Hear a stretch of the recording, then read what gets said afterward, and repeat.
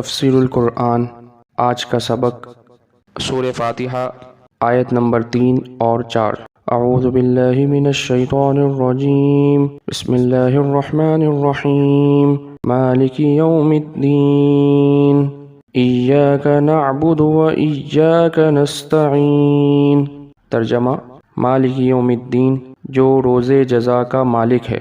ایاک نعبد و ایاک نستعین، ہم تیری ہی عبادت کرتے ہیں اور تجھ ہی سے مدد مانگتے ہیں۔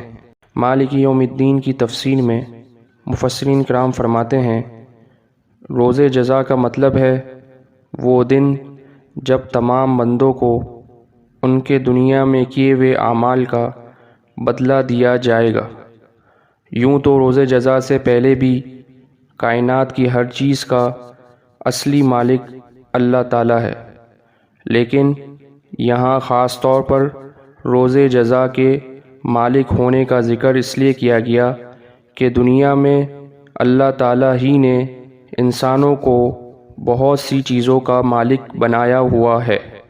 یہ ملکیت اگرچہ ناقص اور عارضی ہے، تاہم ظاہری صورت کے لحاظ سے ملکیت ہی ہے، لیکن قیامت کے دن جب جزا و سزا کا مرحلہ آئے گا تو یہ ناقص اور عارضی ملکیتیں بھی ختم ہو جائیں گی۔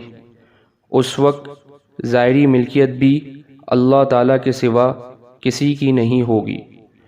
ایاک نعبد و ایاک نستعین کی تفسیر میں مفسرین کرام فرماتے ہیں، یہاں سے بندوں کو اللہ تعالیٰ سے دعا کرنے کا طریقہ سکھایا جا رہا ہے، اور اسی کے ساتھ یہ واضح کر دیا گیا ہے کہ اللہ کے سوا کوئی کسی قسم کی عبادت کے لائق نہیں۔ نیز ہر کام میں حقیقی مدد اللہ تعالیٰ ہی سے مانگنی چاہیے، کیونکہ صحیح معنی میں کارساز اس کے سوا کوئی نہیں۔ دنیا کے بہت سے کاموں میں بعض اوقات کسی انسان سے جو مدد مانگی جاتی ہے وہ اسے کارساز سمجھ کر نہیں بلکہ ایک ظاہری سبب سمجھ کر مانگی جاتی ہے۔ وآخر دعوانا ان الحمد للہ رب العالمین۔